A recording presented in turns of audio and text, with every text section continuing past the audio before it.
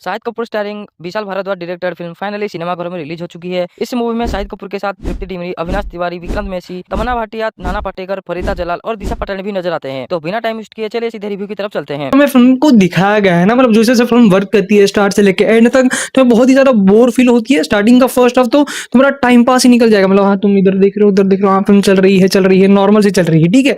लेकिन स्टार्टिंग का 1.5 घंटा, मतलब देखो ऐसा नहीं कहूंगा कि बुरा है, मतलब जहाँ चीजें दिखनी चाहिए वहां नहीं दिखती। ऐसा लगता है कि आउट ऑफ प्लेस चीजें आ रही है, मतलब जो कि मैं एक्सपेक्ट नहीं कर रहा था, ठीक है। विशाल भारद्वाज है भाई, शाहिद कपूर है, साथ ही साथ तृप्ति डिमरी है, नाना पाटेकर है, तो मतलब हम क्या ही एक्सपेक्ट करेंगे कि भाई बहुत ही बढ़िया फिल्म निकल के आएगी। इसके एक्शन सीक्वेंसेस काफी बढ़िया थे, स्टोरी टेलिंग जो इस सबसे फिल्म में दिखाई गई है ना वो वर्क नहीं करता, स्पेशल यही चीज है। एंड फिल्म की लेंथ, सबसे बड़ी प्रॉब्लम यही है, 3 घंटे 2 आवर 59 मिनट्स की इसकी लेंथ है, जो कि कुछ ज्यादा ही लंबी हो जाती है। जब मैं फिल्म देखने बैठा तो मुझे लगा हाँ चलो टाइम तो निकल ही जाएगा भाई, मतलब फिल्म अगर अच्छी होगी तो। लेकिन फिल्म ऐसी नहीं है, ठीक है। जो सबसे हमें एस्थेटिक्स दिखाए गए हैं वो पर्सनली बहुत ही बढ़िया लगे। साथ ही साथ अगर फिल्म में कुछ अच्छा हो तो सिर्फ और सिर्फ एक ही चीज थी, जो कि भाई शाहिद कपूर एंड उसकी परफॉर्मेंस। शाहिद कपूर ने भाई मतलब बंदे ने अपना बेस्ट दिया है, जो कि मैं कहना चाहूंगा भाई Tripti Dimri can act. I was like no she can't but she can, क्योंकि भाई एनिमल के बाद जो मतलब बंदी को जो फेम मिला है, जो बस एडल्ट सीन्स में ही दिखती है ज्यादातर, या फिर ग्लैमर के लिए ही यूज की जाती है फिल्म में। लेकिन इस फिल्म में ऐसा लगा कि हाँ भाई she can act. And Avinash Tiwari की बात करना चाहूंगा, बंदी को मिस कर दिया है मैं कहना चाहूंगा। मतलब कोई और एक्टर को चूज करते तो बेहतर रहता, या तो फिर उनका जो हिसाब से कैरेक्टर था पूरा स्टाइलिश, जो ऐसा नहीं लगता कि सामने कोई बहुत ही बड़ा विलन खड़ा है। It doesn't feel like that, मतलब जो हिसाब से हमें फिल्म में ऐसा लगना चाहिए कि हाँ भाई सामने वाला बंदा है, ये विलन है, इसको देख के ही फट के हाथ में आ जानी चाहिए। लेकिन नहीं, ऐसा कुछ नहीं होता भाई, लिटरली कुछ भी नहीं होता। एंड शाहिद कपूर का ऑरा ही अलग है। कपूर का जो एंट्री सीक्वेंस है ना, वही सबसे बड़ा प्लस पॉइंट है इस फिल्म का, मैं कहना चाहूंगा। मुझे ऐसा लगा था कि भाई स्टार्ट किया है, मतलब क्या ही स्टार्ट किया है। स्टार्टिंग में हमें एक एक्शन सीक्वेंस दिखाया जाता है थिएटर के अंदर है, तुमने टीजर ट्रेलर में देख ही लिया होगा। वहां पे शाहिद कपूर का कैरेक्टर 70-80 80-90 लोगों को मार देता है सिर्फ और सिर्फ इस तरह से। ओवरऑल फिल्म कहना चाहूंगा कि फिल्म बुरी नहीं है, फिल्म अच्छी है, लेकिन जो हिसाब से हमें रिप्रेजेंट किया गया है it was not good as it should be, ठीक है। एंड साथ ही भाई दिशा पटानी का कैरेक्टर क्यों था फिल्म में, मतलब एग्जिस्ट नहीं ही करना चाहिए था, ठीक है। एग्जिस्ट ही नहीं करना चाहिए था, मतलब क्यों है। वो बंदी आई एक आइटम सॉन्ग में दिखी, उसके बाद 1-2 मिनट ज्यादा से ज्यादा, नो डायलॉग। हाँ डायलॉग नहीं है, एक आध होगा लास्ट में, जो कि मैंने सुना, जितना मुझे पता है एक ही डायलॉग है। तमन्ना भाटिया का कैरेक्टर थोड़ा मिसप्लेस हो रहा था। आई वाज लाइक कि हाँ मतलब है, लेकिन क्यों है, कुछ तो खामी है फिल्म में जो कि मुझे नहीं दिख रही। कुछ तो है जो कि मतलब मिसप्लेस हो रहा है, थोड़ी सी चीजें मिसिंग हो रही थी। मतलब जो हिसाब से चीजों को दिखाया जाता है, फिल्म का फर्स्ट हाफ अच्छा है बट बहुत ही ज्यादा मतलब स्लो है, बहुत ही ज्यादा स्लो है। सत्यर भाई सेकंड हाफ की बात करूं तो सेकंड हाफ लगता है कि हाँ मतलब यहाँ पे थोड़ा सा बिल्डअप लेने में जो टाइम लिया है इन्होंने, वो यहाँ पे इन्होंने कवर किया है। थोड़ी कुछ चीजें दिखाई है लेकिन कुछ नहीं दिखाई है, हम ऐसा कह सकते हैं। इन्होंने कुछ ज्यादा ही करने में कुछ ज्यादा ही कर दिया है। मतलब विशाल भारद्वाज से ये एक्सपेक्टेड नहीं था कि भाई मैं टाइम पास बोलना चाहूंगा फिल्म को, ठीक है, to be honest time pass करना चाहूंगा। मैं तो मॉकटेल पे डायरेक्ट स्किप ही लिखने वाला था, लेकिन आई वाज लाइक नहीं भाई इतना तो बुरी फिल्म नहीं है। आई वाज लाइक नहीं इतनी तो बुरी फिल्म नहीं है, मतलब टाइम पास तो हो ही सकता है, गो फॉर इट तो नहीं मतलब मैं देना चाहता था। जब मैंने वो एक्शन सीन देखा भाई, शाहिद कपूर बंदा बस मारे जा रहा है मारे जा रहा है, आई वाज लाइक ये फिल्म जाएगी मेरे लिए मॉकटेल पे, गो फॉर इट। लेकिन नहीं, ये फिल्म ने मुझे गलत प्रूव किया। एंड आई वाज लाइक ठीक है, जो सबसे फिल्म दिखाई में से कुछ कुछ कैरेक्टर्स का रोल थोड़ा सा इंपॉर्टेंट नजर आता है, तो कुछ कुछ कैरेक्टर्स क्यों है फिल्म के अंदर वही समझ नहीं आता है। अब अगर बात करें फिल्म को देखने के बाद मेरे पर्सनल एक्सपीरियंस की, ओपिनियन की, तो मैं कहूंगा कि फिल्म को मैंने एंजॉय तो किया। मैं कहूंगा कि पार्ट्स में कुछ कुछ हिस्से थे फिल्म के, कुछ कुछ पॉइंट्स है जहां पर जो रोमांस है, जो इमोशंस है, वो कुछ कुछ जगहों पर काम करते हैं, कुछ कुछ जगहों पर एक्शन है, विजुअल्स हैं, वो भी देखने में मजेदार थे। बट ओवरऑल जब फिल्म खत्म होती है तो एक जो सेटिस्फैक्शन मिलना चाहिए कि 3 घंटे बैठकर हमने कुछ देखा और मजा आया, वो जो एक सेटिस्फैक्शन होता है वो कहीं ना कहीं ये फिल्म एटलीस्ट मुझे तो नहीं दे पाई। और मैं कहूंगा कि 3 घंटे का जो रन टाइम है वो कहीं ना कहीं फिल्म खत्म होने के बाद उसे जस्टिफाई नहीं कर पाती है। बट स्टिल अगर बात करें यहां पर फिल्म के कुछ पॉजिटिव्स की, तो इस फिल्म का जो सबसे बड़ा पॉजिटिव पॉइंट मेरे लिए पर्सनली साबित हुआ वो था इस फिल्म का एक्शन। फिल्म का एक्शन सॉलिड है। मतलब इस फिल्म के अंदर अगेन मैं कहूंगा कि एक और बार एक बॉलीवुड फिल्म के अंदर हम कह सकते हैं जिस तरीके से म्यूजिक और एक्शन को यहां पर ब्लेंड किया गया है और डिजाइन किया गया है, बेहतरीन था। फिल्म के अंदर जितने भी एक्शन सीन्स यहां पर डिजाइन किए गए हैं काफी सॉलिड है। खास करके यहां पर उस तरह के साथ शाहिद कपूर का जो खेल है मजेदार नजर आता है, और एक गन चलाने का, फायर करने का भी एक स्टाइल है शाहिद कपूर का, वो गोल गोल घूम के मारते हैं, वो भी बहुत ही बेहतरीन था। तो वो चीज जो है एक्शन के अंदर काफी मजेदार थी। खास करके जो ओपनिंग एक्शन सीन आता है जहां पर धक धक करने लगा सॉन्ग के साथ, सिंक में एक्शन चलता है, उस तरह का खेल चलता है, मजेदार था। इसके अलावा भी फिल्म के अंदर एक एक्शन आता है, एक गाना है जलवा करके, उसके साथ एक गाना आता है, हालांकि यूट्यूब पर वो गाना बहुत ही छोटा सा था बट फिल्म के अंदर काफी लंबा था, और उस गाने के साथ जो एक्शन नजर आता है और जो फाइनल ब्लास्ट होता है वो भी मजेदार था। इसके अलावा अगर बात करें यहां पर शाहिद और तृप्ति की परफॉर्मेंस की, तो अगेन दोनों का ही काम बहुत ही बेहतरीन था। तृप्ति डिमरी की परफॉर्मेंस की अगर मैं बात करूं तो देखिए, शुरुआत में ही उनका कैरेक्टर अपने परफॉर्मेंस के द्वारा ही जो है मैं कहूंगा कहीं ना कहीं बहुत ही इजीली हमें अपने साथ कनेक्ट कर लेता है। मतलब जिस तरीके से वो शाहिद के पास आती है, अपना मतलब जो इसको भी वो मारना चाहती है, वो सभी चीजें जो बोलती है, जिस तरीके से वो काम को अंजाम देना चाहती है, वो सभी चीजें, उनका जो पेन है वो कहीं ना कहीं शुरुआत के ही कुछ सीन्स में इतना सॉलिड था कि वो कैरेक्टर के साथ हमें कनेक्ट कर जाता है। शाहिद कपूर की अगर बात करें तो उनके लिए ये रोल बहुत ही एक कह सकते हैं ना कि बहुत ही एफर्टलेस रोल जैसा फील होता है। मतलब बहुत ही इजीली उन्होंने इस कैरेक्टर को प्ले किया है, स्मूथली प्ले किया है और बेहतरीन प्ले किया है। डायलॉग्स फिल्म के अंदर काफी बेहतरीन है, म्यूजिक भी फिल्म का काफी अच्छा है, और जैसा कि मैंने कहा कि एक्शन और म्यूजिक जहां जहां पर आता है वहां तो और मजा आता है। अब अगर बात करें फिल्म के कुछ प्रॉब्लम्स की जिस कारण से एक इंपैक्ट छोड़ने में ये फिल्म जो है मिस हो जाती है या फिर चूक जाती है, तो सबसे पहली चीज तो मैं यहां पर कहूंगा कि फिल्म का जो फर्स्ट हाफ है, फिल्म का फर्स्ट हाफ में फिल्म की कहानी जो है ऑलमोस्ट इंटरवल तक बढ़ती ही नहीं है, बहुत ही स्लो चलती है कहानी। जहां पर ऐसा नहीं है कि शाहिद और यहां पर तृप्ति के बीच में जो रिलेशन चल रहा है, या फिर तृप्ति जिस तरीके से शाहिद के द्वारा अपने काम को अंजाम देना चाहती है, तो वो प्रोसेस पर है ना फर्स्ट हाफ में ज्यादा ध्यान नहीं दिया गया है। फर्स्ट हाफ में आपको काफी जगहों पर बैक टू बैक म्यूजिक गाने देखने को मिलते हैं। एक गाना तो मैं कहूंगा कि दिशा पटानी को मतलब सिर्फ जस्ट इंट्रोड्यूस करने के लिए गाना डाला गया है, बाद में दिशा का फिल्म के अंदर कोई भी इंपॉर्टेंट रोल नहीं है, तो वो गाना वेस्ट। उसके बाद भी अगेन एक गाने में दिशा नजर आती है, वो उस गाने का भी कोई सेंस नहीं बनता है। तो दो गाने तो ऐसे थे जो अच्छे थे, ऐसा कुछ खराब नहीं था, बट हाँ उसका कोई सेंस नहीं था, चाहते तो उन्हें निकाला भी जा सकता था। उसके बाद सेकंड हाफ की अगर मैं बात करूं तो सेकंड हाफ में कहानी आगे तो बढ़ती है, बट अगेन यहां पे तृप्ति का कैरेक्टर जिस तरीके से अपने मकसद को अंजाम दे रही होती है, उसके अंदर भी राइटिंग जो है थोड़ी सी कन्वीनियंट साइड पे नजर आती है। मतलब वो जो चैलेंज हम फील करना चाहिए, जो चैलेंज नजर आना चाहिए इतने बड़े बड़े लोगों को मारने का, वो चैलेंज अगेन जो है मतलब उतना कन्विंसिंग फील नहीं होता है फिल्म को देखते समय। और यहां पे तृप्ति और शाहिद की जो लव स्टोरी भी चल रही होती है, वो लव स्टोरी जो है मतलब अगेन इंटरेस्टिंग है। मतलब जो रिलेशन है, तृप्ति जिस काम से आई है, शाहिद यहां पर जिस तरीके से उनके साथ जुड़ता है, जो एक इमोशनल कनेक्शन सेट होता है, इंटरेस्टिंग है। बट कहीं ना कहीं जो ट्रीटमेंट यहां पर इस कहानी का देखने को मिला है, वो मैं कहूंगा कि कुछ नया ट्रीटमेंट नहीं था। मतलब बहुत ही मतलब कमर्शियल ट्रीटमेंट एक फील होता है, मतलब जिसमें कोई नयापन नहीं लगता है, रेगुलर सा मतलब डिफरेंट होते हुए भी रेगुलर सा फील दे जाता है। और एक और चीज जो थोड़ी सी मिस होती है वो ये है कि यहां पर जो वर्ल्ड है, मतलब जिस वर्ल्ड में ये कहानी चल रही है, उस वर्ल्ड को कहीं ना कहीं डायरेक्टर साहब जो है उतना मतलब डेवलप करके हमारे सामने नहीं रखते हैं। वो टाइम, वो वर्ल्ड, वो सेटअप जो होता है, वो कहीं पर भी हम फिल्म देखते समय भाई लोग साजिद नडियाडवाला के लास्ट ईयर जितनी भी फिल्में रिलीज हुई थी उन सब का बदला अकेला आदमी लेता है। मतलब विशाल भारद्वाज, उनकी जो फिल्म अभी अभी मैं देख के आ रहा हूं, ओ रोमियो, स्टार्टिंग में लिख के आता है कि पूरी कहानी फिक्शनल है, पर पता चल जाता है कि रियल लाइफ कैरेक्टर से इंस्पायर्ड है। मतलब कि स्टार्टिंग में शाहिद कपूर की जो एंट्री थी, ऐस उस तरह मतलब 100 एनिमल और 50 धुरंधर को गुप गुप करके काट दे।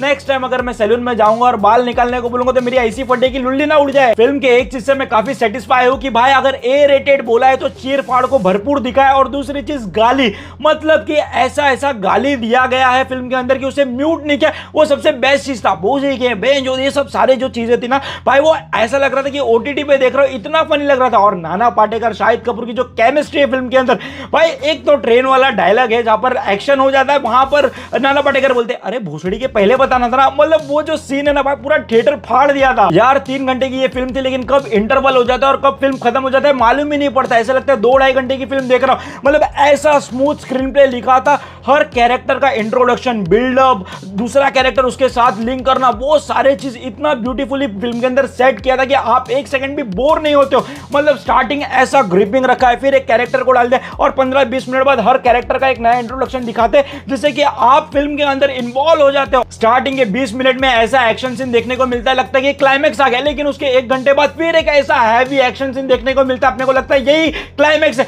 बट भाई शाहिद कपूर की मच अवेटेड मूवी देखी मैंने, एंड देखो कुछ फिल्म्स होती है जो सिर्फ देखी जाती है और कुछ होती है जो फील की जाती है। एंड इस फिल्म में शोकेस किया गया प्रेजेंटेशन बहुत अलग अलग फीलिंग्स को आपके सामने रखता है। प्यार, courage, revenge, anger, brutality, emotional attachment, guilt, pride. भाई डीपली देखने जाओ तो और भी बहुत से इमोशंस मिलेंगे। लेकिन इसके अलावा थिएटर में मेरा एक्सपीरियंस कैसा रहा, आओ जरा बात कर लेते हैं। वेल हेलो, मेरा नाम है योगी और हमारी मुलाकात बार बार होगी। उस्तरा नाम का एक सुपारी किलर है, उसका गैंग भी है जिनके साथ मिलकर वो अलग अलग लोगों की सुपारी लेकर काम तमाम कर देता है। ऐसे में तृप्ति डिमरी यानी अफशान अचानक से उस्तरा के पास आती है एंड वो किसी को मारने की सुपारी देती है। अब वो ऐसा क्यों करती है, उसकी बैक स्टोरी क्या है, नाना पाटेकर का रोल क्या इंपॉर्टेंस रखता है, ये तो आपको मूवी में ही देखना पड़ेगा। लेकिन मैं तारीफ करना चाहूंगा इसके डायरेक्टर विशाल भारद्वाज की। The way he balances that massy entertainment with absolute classy storytelling is genius. खून खराबा मार पिटाई,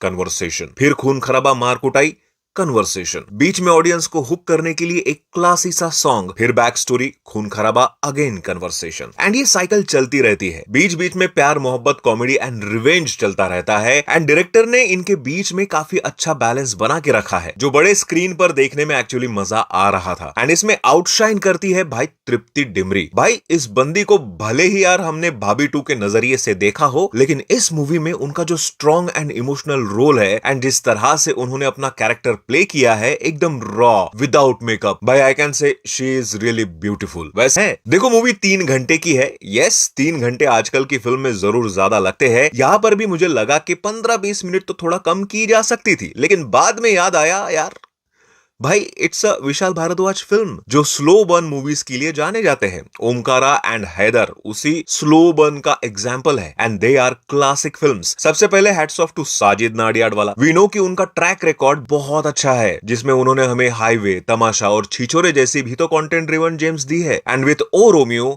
he done it again। उन्होंने इस रियल इवेंट इंस्पायर्ड स्टोरी को इतने ग्रैंड स्केल पे माउंट किया है कि थिएटर में विजुअल्स देख के मजा आ रहा था। It's rich, it's lavish and it shows कि जब विजन स्ट्रांग हो तो सिनेमा मैजिक बनता ही है। अब आते हैं परफॉर्मेंस पे, क्योंकि यहाँ तो यार भाई साहब आग लगा दी है सबने। शाहिद कपूर एज उस्तरा, भाई ये बंदा अलग लेवल पे है। एज उस्तरा ही इज, क्या बोलते हो English word, ferocious and even unpredictable. उनकी आंखों में जो इंटेंसिटी है ना, that will keep you on the edge of your seat. One of the best work मैं बोल सकता हूं। मैं चाहता था यार इस बंदे का कमबैक हो एंड जिस तरह से इस फिल्म में उन्होंने कमबैक किया है, टॉप क्लास है भाई। Tripti Dimri as Afshan, she is the soul of this film. इतनी मासूम लगती है ना भाई वो, पर प्यार के लिए कितनी फियर्स भी हो सकती है यार। 2 इमोशंस को एक साथ दिखाया है उसने। शाहिद और तृप्ति पहली बार साथ में आए हैं, but it feels like they belong together. उनकी केमिस्ट्री इतनी ऑर्गेनिक और हार्टफुल है कि आप कनेक्ट हो जाते हो। स्पेशल मेंशन करना चाहूंगा अविनाश तिवारी एज जलाल। भाई पहचान में नहीं आ रहा था ये बंदा। वैसे अविनाश तिवारी, तमन्ना, विक्रांत मेसी और दिशा पटानी इसमें बस एक्सटेंडेड कैमियो रोल्स में ही है। नाना पाटेकर का उनके देखो ऐसा है ना कि हमको समझता है कि आप फिक्शनल बोल के सेफ प्ले करोगे, बट आप ऑडियंस को चूतिया समझ के सेफ फील नहीं कर पाओगे। जब हम ओ रोमियो का ट्रेलर देखते हैं तो हम पढ़ लेते हैं कि ये हुसैन उस्तरा की कहानी है एंड उसका लव एंगल ही फिल्म में पर्सपेक्टिव रहने वाला है एंड उसके लिए हम रेडी भी थे। इनफैक्ट जब फिल्म स्टार्ट होती है तो विद इन 10 मिनट्स आप फिल्म के मूड में इन्वॉल्व हो जाओगे। जिस हिसाब से शाहिद कपूर उस्तरा चलाता है, पूरे फिल्म में वन साइड गेम बजाता है सबका। यार इस फिल्म के अंदर स्टार्टिंग में एक थिएटर के अंदर का एक्शन सीक्वेंस दिखाया है, जिसके बाद टाइटल कार्ड आता है। वो तो क्या सॉलिड सीन है। इनफैक्ट जब वो एक्शन सीक्वेंस आप देखोगे ना तो आपको वो मलयालम फिल्म थलुमला की याद आ जाएगी, लेकिन इसको ऐसा ब्लेंड किया है कि वो नाना पाटेकर का वो जो फेवरेट सॉन्ग है धक धक करने लगा, उसके साथ ब्लेंड किया है, जो आगे जाके एकदम मॉडर्न म्यूजिक के साथ कनेक्ट होते हुए हर एक बीट के ऊपर एक्शन दिखाया, वो भी इतना गोर। अरे यार वो आपको धुरंधर का और रंबा हो सॉन्ग याद आ जाएगा। और तो और फिल्म का एक और स्टाइल अच्छा ये लगेगा कि बिना कोई हीरोइज्म अंदाज में या कमर्शियल करते हुए फिल्म को एकदम रॉ ही रखा है, जिसको काफी क्लासी स्टाइलिश वे में रखा है, जहां पर आपको देखने का मजा तो भरपूर आएगा। इनफैक्ट फर्स्ट हाफ में वो पुराना आशिकी का कुमार शानू का बीच बीच में सॉन्ग आना, नाना पाटेकर के अनएक्सपेक्टेड डायलॉग्स फिल्म का माहौल अलग सेट करता है। मैं बोलूं ना आपको बैठे बैठे ये फील हो जाएगा कि मजबूत कास्ट लिया है, अच्छी स्टोरी लाइन उठाई है, प्लस 3 घंटे का लेंथ भी कुछ खास आपको बोर नहीं करता है। लेकिन अगर मैं ओ रोमियो मूवी को एक लाइन में रिव्यू करूं तो film is trying so hard to be very classy, लेकिन इस लव स्टोरी के अंदर लव ही मिसिंग फील होता है, सोल ही मिसिंग फील होता है रैंडम सीन्स के वजह से। एंड वही आपने इतने क्रेजी क्रेजी एक्शन सीक्वेंसेस दिखा दिए कि जब वो एंड वाला एक्शन सीक्वेंस आता है ना, वो आपको बकचोद फील करा देता है एंड अनसेटिस्फाइड रख देता है। अब मैं बताता हूं इसमें गड़बड़ कहां फील होती है। प्रॉब्लम इसके स्टोरी लाइन में। अब आपको लगेगा कि इसकी स्टोरी लाइन काफी स्मार्ट बनने की कोशिश करती है लेकिन रहती बेवकूफ है। अविनाश तिवारी का जो कैरेक्टर दिखाया एज जलाल, आप बैठे बैठे समझ जाओगे कि ये दाऊद का ही रोल है, जहां फिल्म भी उसके सारे कांड बताते हैं जिसके वजह से आपको समझ जाता है। बट आगे जाके होता है ये कि आप लिबर्टी के नाम पे, फिक्शन के नाम पे कहानी का एंड ऐसा करते हैं जिससे इजीली बैठे बैठे इंसान को थिएटर में ये फील हो जाता है कि भाई जो इंसान अभी तक जिंदा है उसको जस्ट दैट अपने सेटिस्फैक्शन के लिए आप ऐसा दिखा दे रहे हो, तो भाई हम इतने भी बुद्धू नहीं है। सेकंड हाफ में कहानी स्पेन में चली जाती है एंड एंडिंग ऐसा रख देते हैं कि थिएटर में बैठे ऑडियंस बोल रहे हैं ये क्या है। मैं बोलूं ना, अगर आपको लिबर्टी के नाम पे इस फिल्म को लैला मजनू जैसा भी कन्वर्ट करना था तो आप करते, तो वो हमको फील भी होता कि नहीं भाई जैसा टाइटल था वैसे चल रहा है। लेकिन भाई ये तो भोजपुरी टाइटल बन के निकल जाता है कि हमार राजा बदला लेके बजाए बाजा। बहुत ही सॉलिड और कन्विक्शन अंदाज में एकदम हार्डकोर क्लाइमेक्स सेटअप हो सकता था लेकिन हक दिया। नो डाउट आपको पूरा टेक्निकली फिल्म पॉलिश लगता है, सॉन्ग्स भी एक नंबर लगते हैं। इवन शाहिद कपूर का प्रेजेंस एंड उसका डांस, ऐसा लगता है उस भाई के अंदर हड्डी है ही नहीं। ऐसा नाचता है जैसे मानो किसी ने पीछे से चाबी फुल रेंज में घुमा दिया हो और वो गुड्डे जैसा ऐसा घूम रहा है कि आप ऐसा घूमने की ट्राई करो तो अपने ही हाथ में फंस जाओगे। मैं बोलूं ना, पूरे फिल्म में शाहिद कपूर का काम देखने ही आपको मजा दिलाएगा। यार आज भी जो डिबेट करते रणबीर वर्सेस रणवीर, ये करते रहो, लेकिन Shahid Kapoor is not just a actor, he is a star. वो एक्टिंग में स्विम करता है, वो भी इतने मस्के की तरह, जहां पर वो कैरेक्टर्स के साथ खेलता है जिस हिसाब से वो एटीट्यूड, स्वैग एंड स्टाइल रखता है। यार वैसा कोई रख के दिखाए तो मैं मानूं। वही तृप्ति डिमरी का काम भी मासूम और कयामत दोनों एक साथ है, जहां इस बार लैला अपने मजनू से ही बदला लेने का कोशिश करती है एंड जो मजनू रहते हैं हमारे अविनाश तिवारी, भाई उसको ना बहुत ही भयंकर लुक दिया है लेकिन वो कैरेक्टर कुछ उखाड़ ले वैसा कुछ उससे कराया नहीं बेचारे से। यार वो देख के थोड़ा अफसोस फील हुआ। ये सेम ही किरदार अगर आप once upon a time in Mumbai में इमरान हाशमी का देख लोगे, उस भाई ने भयंकर बॉडी नहीं दिखाई लेकिन उसके बातों का अंदाज अच्छे को खा गया था। वैसे ही आपको यहाँ पर सेटअप करना था यार। वो तो चलो खैर क्लासिक फिल्म थी, लेकिन यहाँ पर इस कैरेक्टर को तो भाई सीधा एक्शन हीरो बना दिया। स्पेन में फोड़म फाड़ी अलग ही कर रहा है। मेरे को समझते नहीं कि यार मेकर्स के पास अगर पैसा है तो वो पाकिस्तान को अमेरिका बनाने का क्यों सोचते हैं। यार एक बात बोलूं, such films need to be very clear and honest, जहां पर ना आप किसी के लिए सिंपैथी पैदा करो ना ग्लोरीफाई करो, ये सब कुछ भी करने की जरूरत नहीं है। इनफैक्ट ओ रोमियो में भी ऐसा कुछ होता नहीं है काफी हद तक, लेकिन आगे जाके आप मतलब कुछ, इसको मैं एजेंडा प्रोपेगेंडा भी नहीं बोलूंगा, लेकिन अलग ही हक देती है। मेरे को पता नहीं आज भी वो सारे जो फिल्में थे, once upon a time in Mumbai, shoot out at Wadala, फिर अर्जुन रामपाल की डैडी, फिर लोखंडवाला, ये सब फिल्में देखो ना काफी पॉपुलर हुई है। जस्ट दैट कि वो लोग ने वही दिखाया जो एंड में हुआ है एंड वहां पर बैलेंस सब चीज का इक्वली एंड तक वैसा ही रहता है। लेकिन तो गुरु, मैंने अभी देखी ओ रोमियो, मॉकटेल पे इस हफ्ते की सबसे इंटरेस्टेड मूवी, जहां विशाल भारद्वाज अपनी इंडिया के one of the most critically acclaimed film makers में से एक है एंड उनकी यह मूवी कंप्लीटली लैंड नहीं कर पाई। जहां फिल्म को देखते समय you will have the utmost respect for the craft, director, actor, पर इसकी स्टोरी इतनी जेनेरिक एज थी कि एंड आते आते लथार्जिक सा फील होने लगता है। जिसके बाद अगर आप विशाल भारद्वाज की रोमियो मूवी को देखने का प्लान बना रहे हो, वैसे होगा भी क्यों ना, मूवी देखने लायक तो है ही, तो भाई लोग इसकी टिकट्स आप डिस्ट्रिक्ट ऐप से बुक करना मत भूलना, क्योंकि एक छोटा सा सरप्राइज है आपके लिए, तो उसके लिए बने रहना। जहां पे मूवी की स्टोरी के बारे में बात करें, वो भी बिना किसी स्पॉइलर के, तो शाहिद कपूर मूवी में उस्तरा नाम के एक सुपारी वाले का काम करते हैं और उनकी अपनी एक छोटी सी गैंग है, जहां पे रोज रात को वो नई नई औरतों के साथ सोना पसंद करते हैं।